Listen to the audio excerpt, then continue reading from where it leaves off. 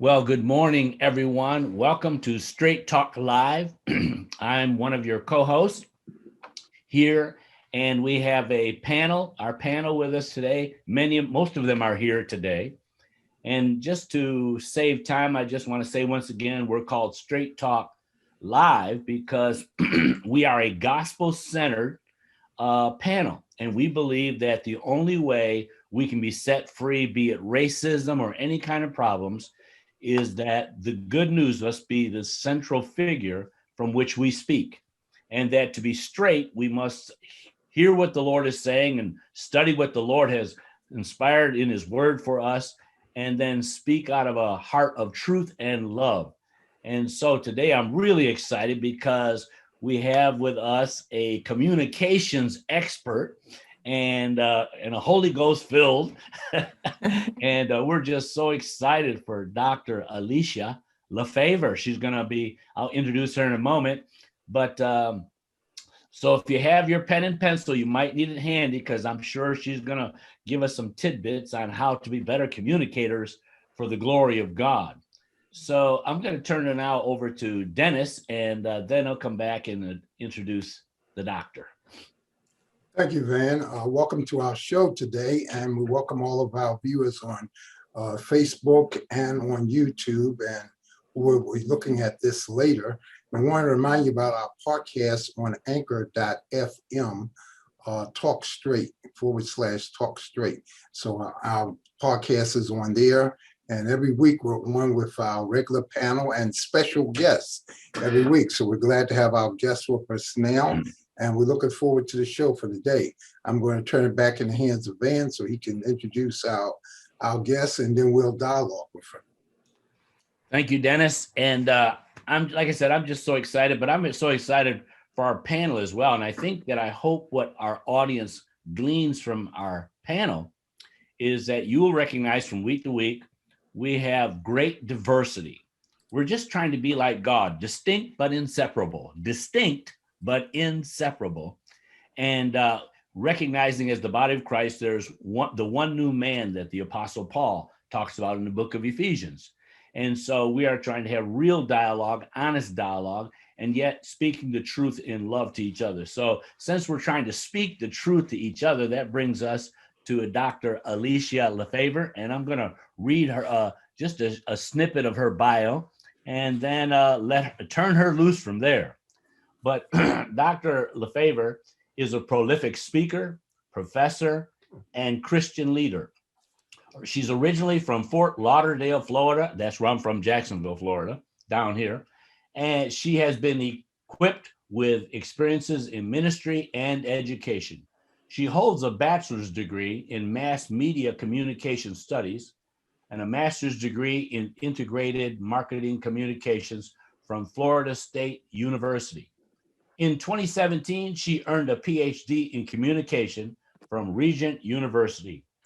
In 2006, she received the Jerome Edmund Gray Achievers Award from Jim Moran Foundation. In 2013, Dr. Lafavor was awarded a doctoral fellowship from Regent University. In 2020, she received the 20 and under 40 Kojic Achievers Award.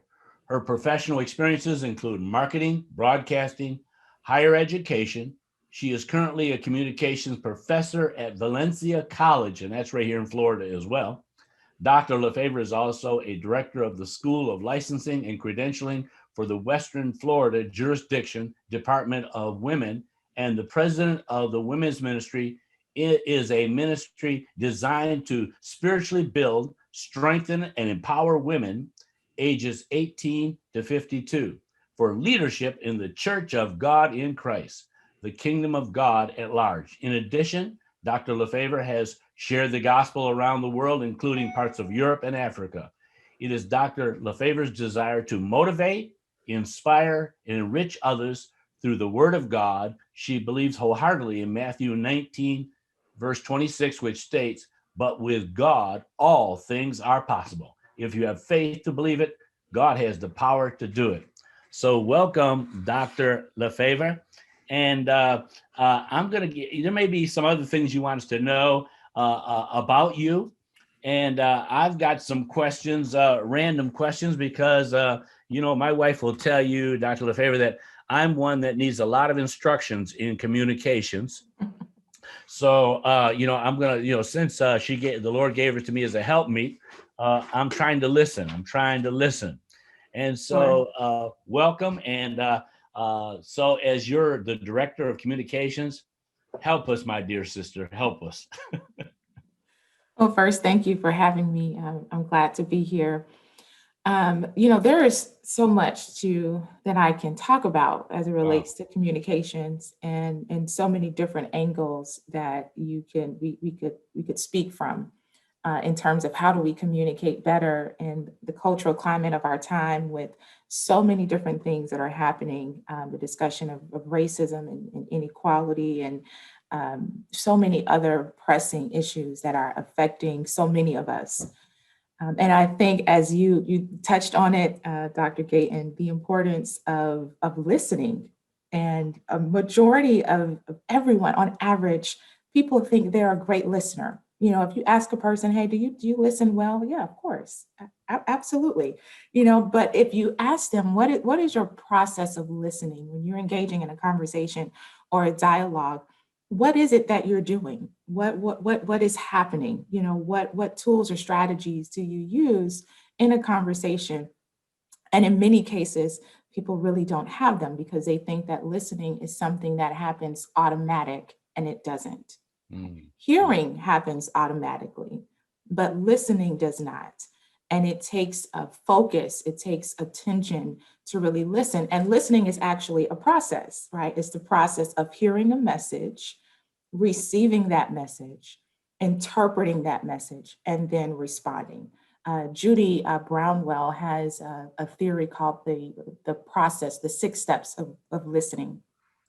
And it's called the Hurier model, Hurier, okay, the Hurier model. And in that model, she says that we should go through 6 steps of listening. The first is hearing, which happens automatic, right? If I start knocking on this table, you automatically hear that, right? It doesn't take much effort for that. You hear that. That happens automatically. Then she says the second step is understanding the message. And then R, remembering, I, interpreting, E, evaluating, and then, 5, evaluating, and then 6 is responding. So when we think in the terms in context of a conversation, we should go through 5 steps before we respond. But in many cases, we don't go through those steps because we listen. I believe it was Stephen Cohen who said that we listen to reply and not to understand. And that's the biggest problem with communication, is that when we're engaging in dialogue, we're listening to respond to that person, and we're not listening to understand that person. And so as a result, that's where we have the breakdown of communication, because in essence, we're listening to our own thoughts, right? We're listening to, and just in the context of this conversation, some of you might be thinking about what question you want to ask me, right? Yeah, or there I might do. be, right? Or there's a thought that comes to you, and now you're thinking about that thought. And then you have these elements of lag time between speaking and listening, that you listen faster than the person is actually speaking. So you might be ahead of me while I haven't even finished my sentence or finished my thought, right? But you're already ahead of me. So we have all of these factors that unfortunately become barriers to listening effectively. And so it starts with understanding that, one, listening is a process, and it's not something that just happens automatically. There are steps that we must walk through in order to really begin to understand each other. And when you talk about how do we have conversation in our society, we seem to be so divided in terms of, because I disagree with you, I can't dialogue with you, or I can't have a conversation with you. But that's how we grow as individuals. That's how we learn. That's one aspect of learning how to love someone, by listening to them, right? When you think in terms of Gary Chapman, the 5 love languages, that he talks about how you should love a person based on how they receive love, based on their love language, not based on how you choose to love them, right? Your love language might be words of affirmation. Mine might be quality time. But because you are so used to giving people words of affirmation, you settle into that, and you often use that as a focal point for how you choose to love someone. But that may not be how that person desires to be loved, or how they even view love. And so when we begin to see perspectives from another person, we begin to step into their shoes and exhibit, which we'll talk about probably a little bit later, empathy, right? That's how we begin to have these engaging conversations, and we can begin to see the world from another person's point of view, even if I don't understand it, even if I've never been there before. But the fact that I'm willing to say something as simple as, Dr. Gayton, can you help me to understand your perception? Help me to understand your experience. Help me to see what you're seeing, because I haven't been there. You know, I have not experienced that. I don't know what that means, but I would like for you to help me to begin to understand that. And then that's how, you know, I believe that we will begin to engage in healthy dialogue. Very good. And Dr. Lafavor, is not this idea of what is called the plausibility structure, which is this idea. And sometimes I find, and I'm sure you found it, that just like when we do our thesis or our dissertation, you have to put at the beginning of the paper, you got to put your operational definitions. And so sometimes when we're conversing with each other, our operational definitions are not the same for the same term. And that's where the Socratic moment comes in, where we ask people, are you saying, is this mean what you're saying, and etc. So we need to ask more questions before we come retort with a definitive answer. Am I correct in that? Absolutely.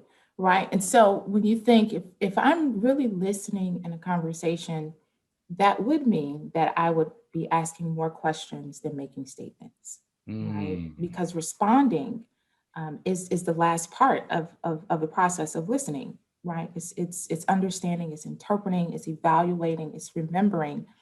And if I'm listening, really listening in a conversation, I'm asking probably more questions than I'm making statements, because I'm trying to understand that person, right? I'm not trying to reply just yet, right? But if I'm trying to get an understanding, that would mean that I would be asking more questions than making statements. Well, Dr. Lafavor, we also have Dr. Buchanan with us today, and she always has to leave early because she has a child that's got to go to school. So we always allow her to jump in early on the conversation, because you'll see her disappear in a few moments. But both of you have got your PhDs from the same place, university. So Dr. Lafavor, Dr. Buchanan. Hi, Dr. Lafavor. Thank you so much for being with us today. So my context is a little bit different. We're an active duty Army family, and my husband is a chaplain, and so we do a lot of strong bonds events. And I am listening to you, and it is reminding me so much of the speaker-listener technique that we use, but you are bringing so much clarity to this. So I want to say thank you for that. And then also, as a mom of a 9-year-old, and also as a professor of people who are the same ages that you focus on, the 18 to 52, 60s, 70s, all of that. What are some of the best ways that as a professor and as a mom, I can engage more readily with empathy? Great question. So let's, I want to define empathy as well. And so when you think in terms of empathy, right, the ability to understand and to share the feelings of another, of another person. And so when I talk about empathy, it's not always, again, this process of we're just in dialogue and we're talking. Because I think sometimes what happens is we're talking a lot, but are we listening? Mhm. Right? Because if I would make this argument, and I certainly don't have the research to support it, but this is just Alysia here, that if we're truly listening, it should bring us to a process of transformation, right? That something should happen with that information that either changes us or it changes the listener. And if transformation is not occurring, then we're just kind of talking, but we're not really listening to each other. And I'm gonna get specifically to your question, but this just reminded me. I read a book during my doctoral studies by Fred Craddock called "Overhearing the Gospel," and he quotes Kierkegaard a lot in the book. But he says that we have so much information that is almost information overload, right? We have information at the click of a button. We can Google it, we can Facebook it, we can TikTok it, we can Instagram it, we can Snapchat it, we can do all of these things to get information. But the information is not, it's not changing us in any way. It's not changing the speaker, it's not changing the listener. And so what are we doing with this information? We're these intellectual, knowledgeable people who know how to communicate, but that information never changes us. And so when I sit down or when I'm talking to my students, how do I exhibit empathy? It goes back again to asking those questions, trying to see the world from their perspective, allowing them, this transactional communication, which is where we shift from speaker to receiver. There are times when I'm speaking and I'm the authoritative figure, if you will, but then my students then also become the speaker and then I become the listener. And I'm listening to what they're saying. I'm receiving what I'm interpreting. I'm trying to understand from their perspective. So in essence, we're having this transaction, this exchange of communication and dialogue where I'm not just the authoritative figure that can just give you information and you just receive, but to give them that opportunity then to also speak to me. And I'm able to then learn from them as well. So it gives them a stake in the conversation, right? It gives them responsibility. And then we're able to learn and to grow from one another and identify ways that I can be a better professor, they can be a better student. I don't have any children, but I can imagine that is, some things that will happen as well. And, I grew up in, of course, an African-American family. And there were many times when my mother said something and that was just it. There was no conversation, there was no dialogue at all. But in some cases, I do understand that. I was very young, inexperienced. I didn't have all the knowledge that she does. But you start to see how your relationship changes and transforms. And now when I talk to my mother, we're in dialogue. It's not, this is what I say, this is what goes. It's, Alysia, what do you think about it? What are your thoughts on this? So hopefully that answered your question. It did. Thank you so much. Anybody else want to jump in there? I don't want to cut anybody off today. I was just thinking when mama talks, you jump from the H in her ear to the R. You hear and you respond. That's right. And you better hurry. Do you understand the words coming out of my mouth? Yeah. You don't have time for remembering, interpreting, or evaluating. You just better respond. That's right. That's it. You don't ask how she defines the terms and all. You don't ask mama that. You don't. So doctor, what do we do with all, because I heard what you just said. What do we do with all this information then? How do we filter and not only just become hearers, but with all this collection of information, like on the internet, Google it, everybody's Googling all the time. How do we turn that into reasonable and effective dialogue that we could use? So it goes back to the point I was making about allowing that information to transform you and truthful information, not just any information. We talk about finding information on the internet. There's a lot of false information that's out there. But it comes down to how do you, what do you do with the information that you receive? right? One of the courses that I'm taking now for our faculty development is on this idea of implicit bias and microaggressions. And we're talking about how implicit bias is often reflected in microaggressions, and microaggressions being the subtle verbal and nonverbal kind of slights or insights or messages toward an individual group just because of the group that they identify with. And sometimes it's the implicit bias and the microaggressions that can cause this serious breakdown in communication and barriers to kind of helping us overcome racism. So when we talk about communicating in today's culture and what do we do with that and how do we engage in healthy dialogue, it's this willingness to listen, but to also listen non-defensively and to try to understand the perspectives of people who are not in the same groups that we're in.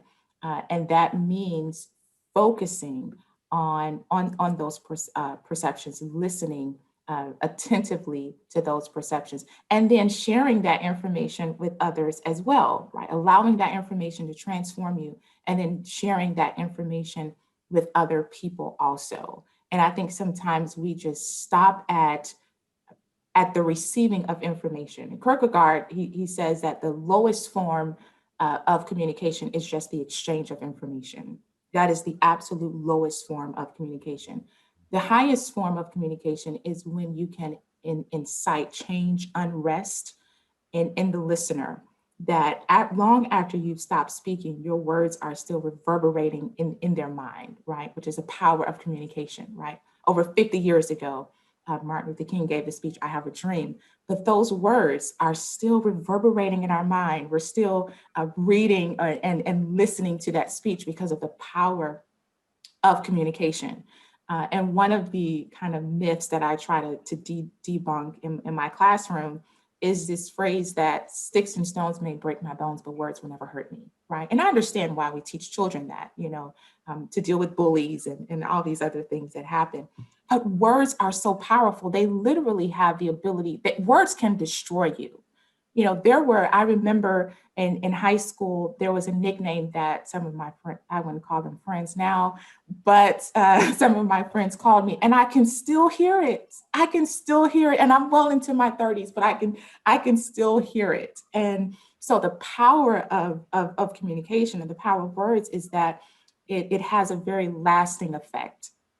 It has a creative power. When we think of, you go to the inception of the world, Genesis 1:1, in the beginning, God created heaven and earth, and he said, "Let there be," and there was. That our communication has creative power, and it not only affects us, but it affects others as well, right? Mm-hmm. The words that we say are not just powerful for our own selves, but it's powerful to those who are affected around us or who are around us, those who we have this interdependent relationship with.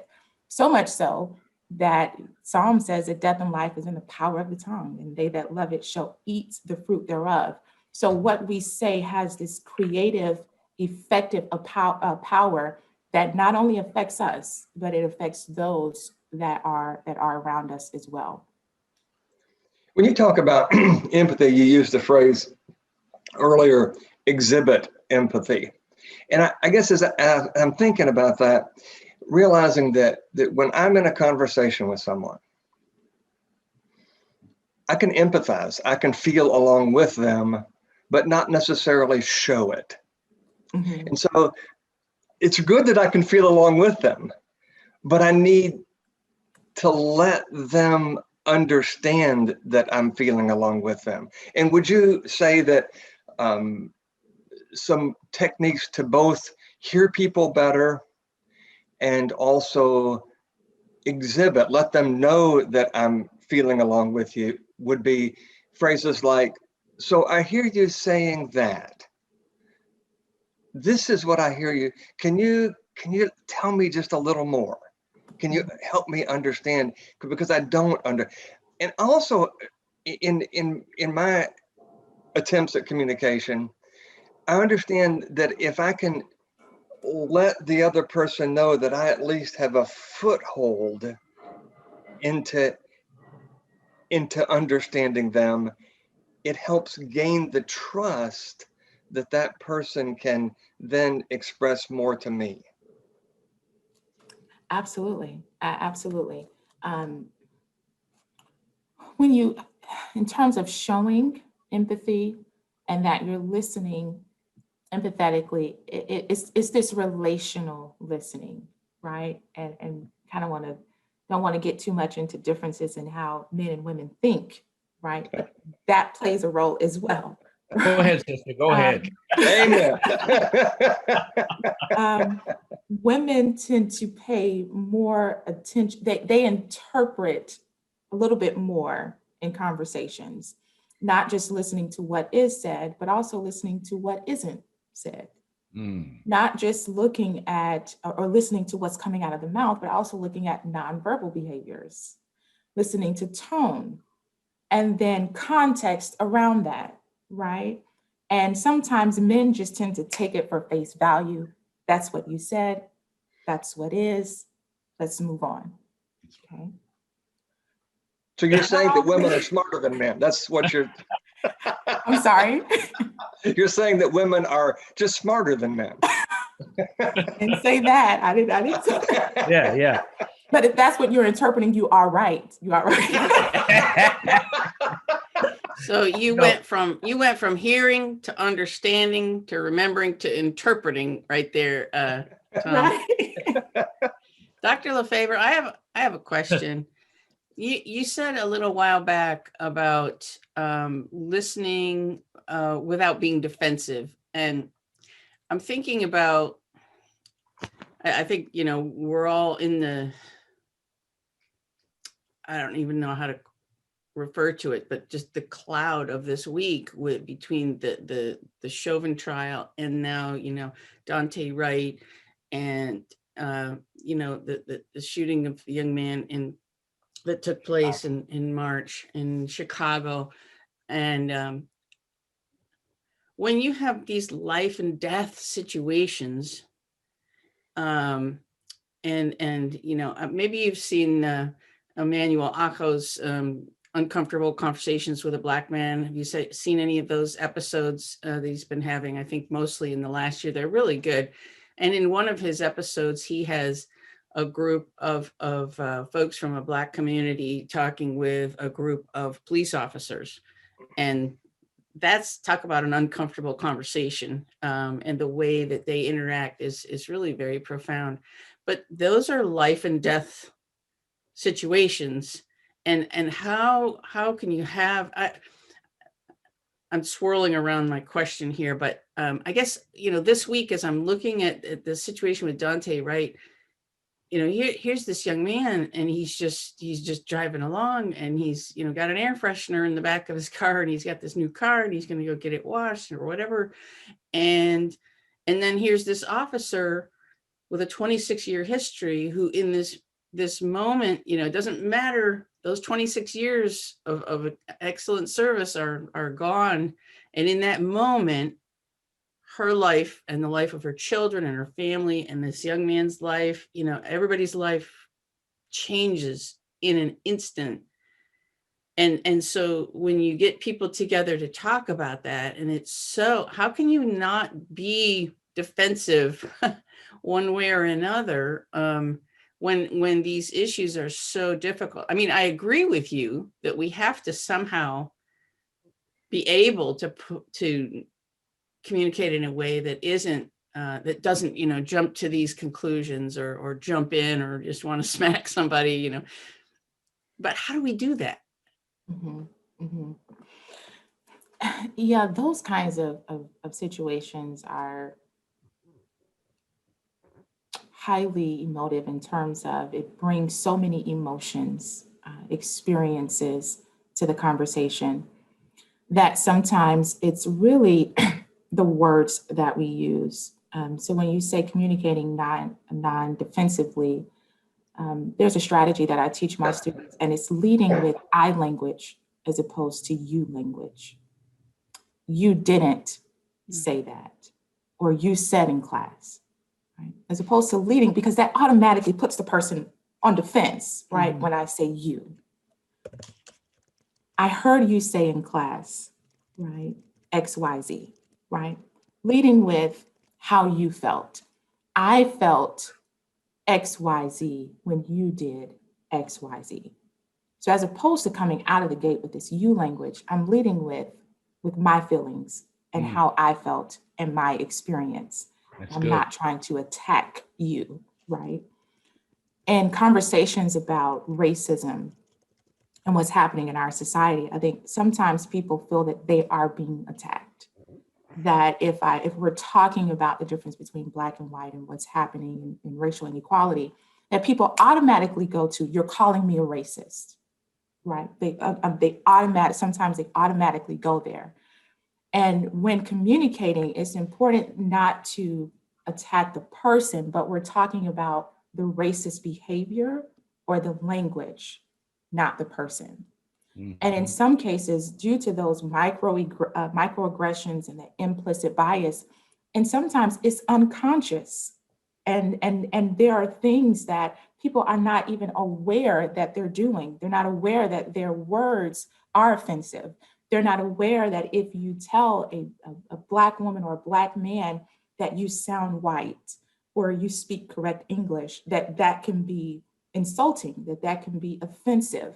And so there's this difference between intent and impact, right? That it is the racism that is well-intended, right? And I'm not racism that well-intended, but well-intended actions that can sometimes have unintentional, negative, and hurtful impact, right? It's easy to recognize overt racism, but it's even harder to recognize and even therefore challenge the covert racism or racism when it comes with good intentions.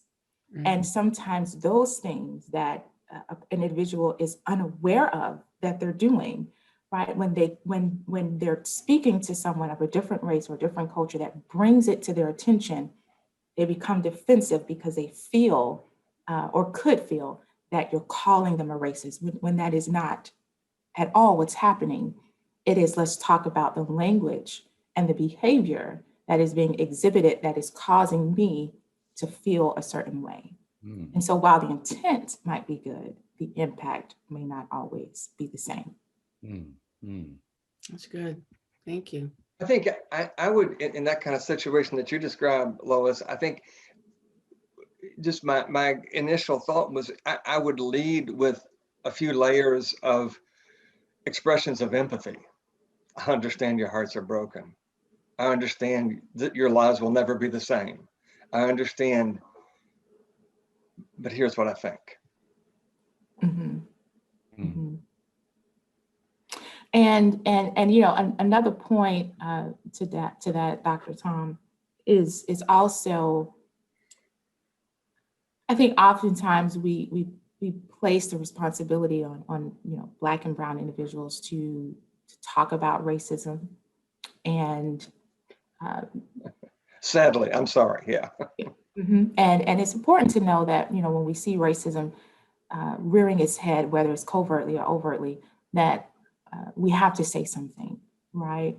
And so sometimes Black and brown people are often left holding that responsibility of educating people and talking about racism, but racism is everyone's issue. And at the same time, we also want to avoid, which you brought up a great point, speaking for other groups of people, which sometimes can be inaccurate while well-intended, right? While well-intended, could sometimes be inaccurate, but stick to sharing your own opinions and viewpoints, leading with empathy, right?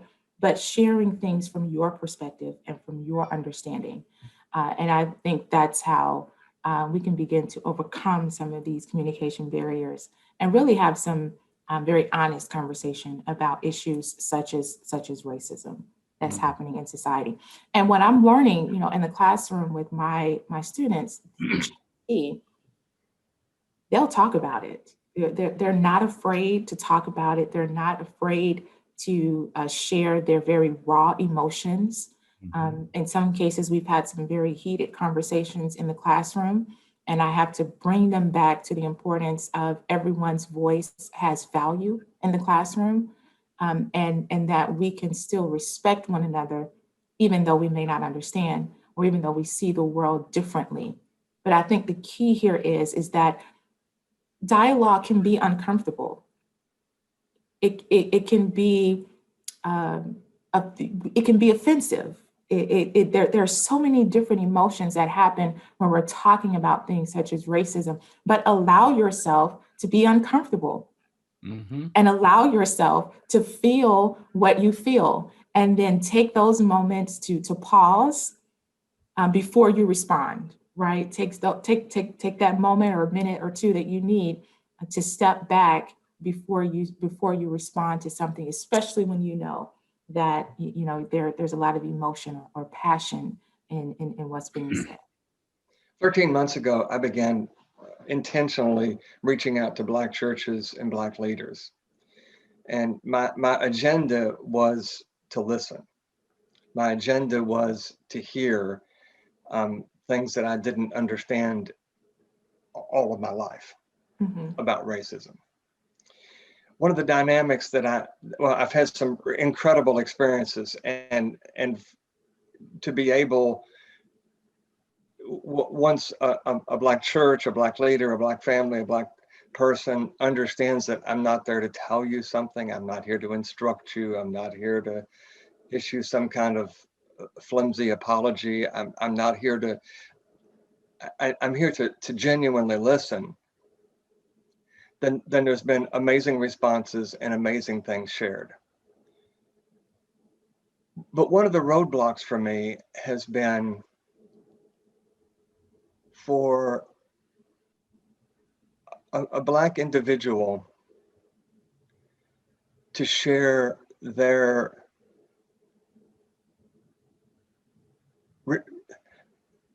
the way they have received racism, the way they have received racist acts in their lives that have been physically damaging, emotionally devastating, financially hurtful, etc.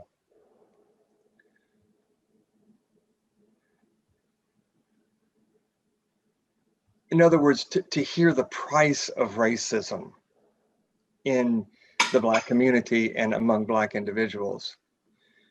For those people to share those things, these are deeply personal. These are obviously still hurtful. These are, maybe it can sound like, I just don't want to expose that part of myself to you. And I understand that. I get it. I mean, I don't get it, but I think I get it. I get part of it. But I think it's something the rest of America needs desperately to hear. I don't know how to make that happen. I know that I've shared this before on this program, that in the aftermath of the George Floyd killing, I think it was a CNN journalist poked his microphone in the face of an unnamed Black woman. And without any other words, she just said, if you're white and you don't have a Black friend, make one. If you're Black and you've never had a white friend, please make one. And I understand the power of that. In some ways, I think it's the most profound thing I heard in all of those discussions. But it's not just to have a person you go drink coffee with. That relationship has to come to the point where each person shares what's really in their hearts and what they've really experienced in life. I'm working at it. I feel like I've gained a few skills along the way in moving that direction, helping other people move that direction, but I sure need to be taught a lot more. What would you suggest? Well, you're making the right steps in terms of having that conversation.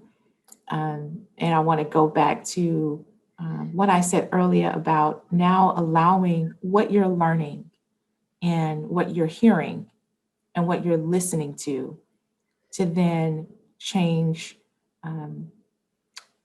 the situations that you might be in, to change others that might be around you, and one conversation leads to another, and that's great that you're having them. But how do you bring other people that you might know, or other people that need to hear those conversations? How do you bring them then into those kinds of the room, so they can then hear that same information, and then allow that information to change in some way, whether it's the receiver or the speaker. But you have to bring others with you along this journey. I think specifically, I'm asking, how do we move the relationships and the communication to where there are those times of deeper sharing? What are your suggestions? Okay. So one, it comes down to just to trust, right? I think you touched on that. Do I trust you with this information? There's also this idea of self-disclosure, that when we're engaging in dialogue and conversation, the idea is that self-disclosure will be reciprocated. That as I self-disclose to you, as I share some of my experiences with you, that you will then in turn share them with me. That has to be developed, and it's not something that you can just jump right into. And I'm just going to use this as an example. You know, if you meet someone for the first time, or many of you are married, you go on a first date, you're not telling them your entire life, you know, your deepest and darkest secrets and what you've done.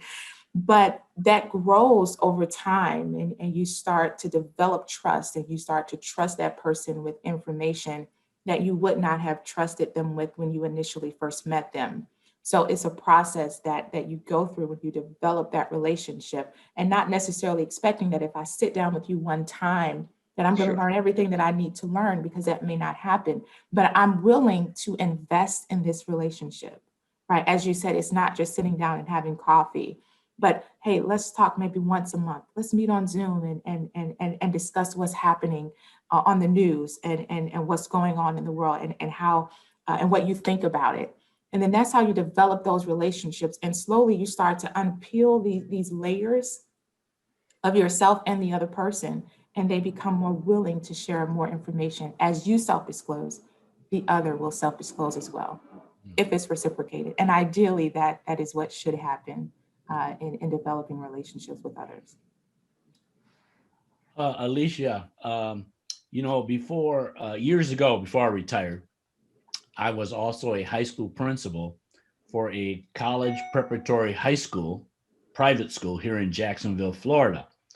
And one of the courses that I taught the seniors, and found out because I took a course up at Indiana Wesleyan University, is this theme of emotional intelligence. Mm-hmm. And what I find that in America in particular, we get emotionally charged situations with people who don't have a clue about emotional intelligence in the first place, and it becomes very, very explosive. So that's one of the things that I think affects our whole communication is this emotional intelligence factor in all of us, you know, instead of just saying, well, I dislike that phrase, or coming out and saying, well, I just hate that phrase. You know, there's a difference between dislike and hate, you know, but that monitoring our own emotional intelligence. How do you feel about that? Yeah, and you know, emotional intelligence is a part of that is self-awareness, and being aware of your own emotions, and not always acting out the emotion, but expressing the emotion and why you feel a certain way. I can't, it's not, I can't remember exactly the name of the scholar, but there's this wheel of emotion, and he talks about how one emotion is oftentimes an amalgamation of two. That when one is angry, it's might be an amalgamation of disappointment and sadness that leads you to feel angry. And so as opposed to just punching a wall because you're angry, let's deal with, why are you feeling that way? One, you're disappointed in someone because they've done something that you thought they would not do. And now you're feeling this sense of sadness and you don't know how to deal with being sad. And now you're just angry, and you're angry at everyone, but you haven't really dealt with the other emotions that's causing the anger. And as you become more aware of yourself, more aware of things that you don't like, as you mentioned, and things that you absolutely hate, right? You're able to kind of compartmentalize those emotions and those feelings. And so that's one part of emotional intelligence, self-awareness. The second part is empathy, right? As I mentioned, being able to put yourself in someone else's perspective. That when I'm listening to a conversation, I'm not listening to my thoughts, I'm not listening to respond. I'm listening to the speaker's experience. I'm understanding their experience. I'm asking questions about their experience. And then I'm responding in a way. I think the latter part of that part of listening is that what then do you do with that information? What do you do with it, right? How do you allow that to change you and to transform you? What happens after that process of listening? And so hopefully that answers your question in terms of emotional intelligence. So there are really two parts to that: the self-awareness and expressing the emotion, talking about the emotion, and then an element of empathy as well. Carolyn, I know you want to jump in there, so I want to get you in there too. I see your look. I think that I'm reminded of years that have passed.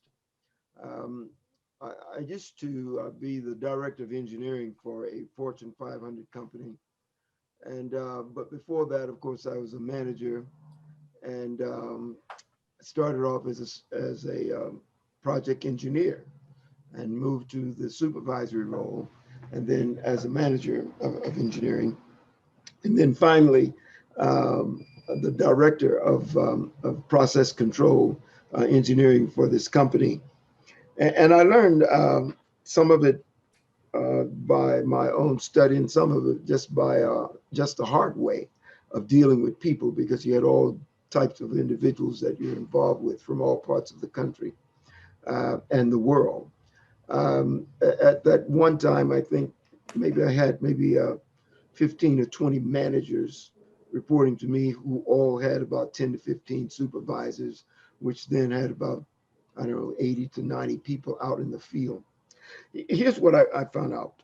One is that that there's a type of listening that where you're just trying to get information. You know, you're trying to listen to learn. And I don't know if these are scientifically accurate or not, but I categorize that as informational listening. I just want to learn something from you. And I'm not even interested in engaging, actually. All I want to do is listen. I want to learn. I'm going to take me some notes. If I have a question, I'm going to ask the question. But you're presenting it to me as you're not dependent upon my feedback for you to be successful in giving me the information, nor am I codependent as it relates to having to let you know that I have the information, because once we're done, we're going in different directions. And the second thing I learned was that, and this was perhaps one of the more critical ones, is that you have to listen to evaluate, to analyze. I was once training to become a managerial analytics specialist. And after completing the training, it put my mind in a whole different set of directions and thoughts. And that if you don't evaluate information, particularly if it's technical, somebody could lose their life. So you didn't have time to go with all of the frills and the leaves on the trees. You had to go directly to the root. You got to ask the right question, and asking the right question became the bottom line. If you couldn't ask the right question, you were never going to get the real right answer. And if you didn't get the right answer, you couldn't make the right decision. If you didn't make the right decision, someone could die. So that became very critical in what we did. But the last one was a little bit more in line with where we are today. And that was where we were listening to understand feelings and emotions. And I really flunk out in that area. I don't do well in that area. I get a failing grade there because oftentimes I really don't care about, I know how this sounds. I don't really care about the crocodile tears. You know, I've had guys, and I just left the meeting this morning where they had a bunch of white folks in there, and they were trying to talk about how they felt about the different killings recently and how this lieutenant was treated. And I listened to them as long as I could, and many of them were, and they were very sincere people. But my position is that, you know, look, y'all been doing this for over 600 years. Don't give me this BS as if all of a sudden this is the first time you've done it. Your grandpa probably did this, and your daddy probably did, and your mama probably did it. And so that by that time I'm playing the dozens, and so I decided I better get out of there while I could without a rope around my neck. So I don't do well in that area, which then brings me to the barriers. You know, you can have barriers of judgment where you're judging the speaker or judging the topic. Well, that's exactly what I was doing, but I forced it so they know I don't believe what you're saying. I don't believe those tears. They don't mean anything to me. Crying has nothing to do with what we're talking about. Or you can be listening sometimes and you're just getting ready to speak or think. Now, that part I've mastered pretty good. I don't do that. But then there's another one that just breaks me up when I see other people into it. And that is when they're daydreaming or they're distracted by stuff, you know, and then, or when they bring stuff into the conversation. And then finally, and I'll shut up. Thank you for listening and indulging me. The one that I guess that gets me the most is when somebody is speaking and then you're trying to connect to what the other person is saying by making it about you. And that's why I really resonated with your I statements as opposed to you statements, because that's one of the only ways of pulling yourself out of that hole or not taking offense to what someone else is saying. So those are things that I learned over the last, 40 years or so. I left the corporate world in the 90s. So it's been a minute, but I remember those issues. So I thank you for your input. Absolutely. And Dr. Lands, we have a term for those individuals who make the conversation about them. They're a conversational narcissist. Yes, conversation. Yes, thank you for saying it. I was sure you were going to laugh me out of the room if I said that, but absolutely right. They're narcissistic jerks. Yeah. Wow. Okay. So tell us how you really feel there. Yeah. Well, now communications has never been one of my problems. I mean, I can tell you how I feel. Yeah. I don't necessarily always listen to what you're saying, but I'm always. Yeah. And Alysia, he's got plenty of guns at his house. That's I've been there. Yes. He got plenty of guns. Yes, I love the hunt. Oh, gosh. So we got about 6 minutes or so, Alysia. And first of all, just thank you for guiding us in this conversation, because it's well needed. I mean, your expertise is something that is needed in this nation. I mean, you should be speaking at all these gathering of corporate leaders, of churches, and helping us all with a sense of how do we become better communicators? Because that's the bottom line, Alysia, is that if we have this ministry of reconciliation, which is a mandate from heaven, then we've got to do our best at communicating in a way that is reconciling us or bringing us all into harmony. We should be anointed for that. And so it's academics, but it's also anointing at the same time. And then developing that skill, just like in hermeneutics, is the art and the science, We've got to go both ways. So I think that God has raised you up to be one of those to help us because, you know, we can feel the Holy Ghost passing over our parasympathetic nerve, but we don't know how to talk straight. So in closing, with a Hammond B3 playing in the background, I know you got to close, but go ahead and close. You know, I'm coaching. We have 3 or 4 closings, but I am just going to make it one. That's all right with me. Look. One thing I can tell you, since I played in a band that did a lot of coaching work, is that almost everything in the closing is going to be in a minor 7. So I knew you picked that up. I knew you picked that up. Tom, we can stick to that. We can stick to that, Tom. Yeah, you know about I that. get you. I'm with you. You all are pushing me. You're pushing me. You know, but I would say this in the closing. I know that a lot of these strategies are not easy. And it's easy to say that you should do this and you should do that. But sometimes when you're in the conversation and in the moment, all of those tools go out the window, right? It happens with me as well. And so sometimes it's not that you don't know how to do it. It's putting it into practice and intentionally doing it. Just like how we do with the presence of the Lord, right? You have to intentionally invoke his presence. And that means minimizing distractions, intentionally worshiping God and inviting him into the place. So it is intentional action that has to take place. It does not happen automatically. It is work that we have to put in. We have to practice being better communicators. We have to practice pausing before we respond. We don't always have to respond so quickly. We don't always have to talk so much. That does not have to happen in order for communication to be effective. And the word tells us, and I always go back to this, Lord, let my words be seasoned with grace. And anytime I engage in a conversation, and heated conversation, or if I'm dealing with conflict, Lord, word my mouth. Mm-hmm.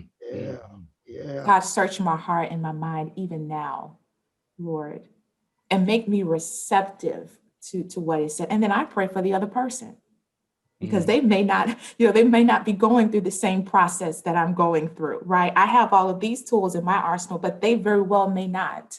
Mm-hmm. And then inviting the Lord, the presence of the Lord into that conversation and allowing him to lead and to guide you, not ego, not experience, and not even knowledge for that matter, right? Not even all of these tools that I've learned through going to school, but God, your will be done. And here I am, use me as a vessel to bring change into society, that I may use my words and the words that you have given me to incite change and to be a change agent. And I often pray, Lord, anoint my voice, right? Because the voice is so powerful, because our words are so powerful that death and life is literally in your tongue. I think sometimes we don't realize the power of that it is literally in your mouth, that you have creative power in your mouth, that you can literally change the atmosphere and the environment that you're in just because of the words that come out of your mouth. So Father, anoint my voice, that when I speak, that I say the right thing, and what I say will shift and to change the atmosphere, right? Yeah. Talk about, Lord, when I walk into a room and when I sit down at a faculty meeting, I want the atmosphere to shift and to change, not because Alysia walked in, not because Dr. Lafavor walked in, but because the presence of the Lord walked in with me. Yeah. Because the Spirit of the Lord is leading and guiding me, right, in my environments. And so I pray that, that I've said something that has been beneficial to you, and certainly look forward to sharing with you again in the future. Yes. It's been transformational. Mm-hmm. It's been transformational, and maybe just one person in this panel wasn't transformed by what you said. And I'm not talking about, Bishop, but nevertheless, we have learned something from you, so helpful. And like I said, this is the time, Dennis would agree with me, in our nation that, like I said, we need to know these skills, but again, because we're ambassadors of the Lord, we want to walk in and change the atmosphere, literally change the atmosphere. I was in bed last night. I was thinking about how in Isaiah, one of the things that the prophet said, he says that, speaking of the Lord, he said that he may lay bare his holy arm in the eyes of all the nations, and that all the ends of the earth will see the salvation of our God. Boy, I would just love that to be true every time I stepped into a room, you know. Now, most of the time it isn't, but I desire that. I yearn.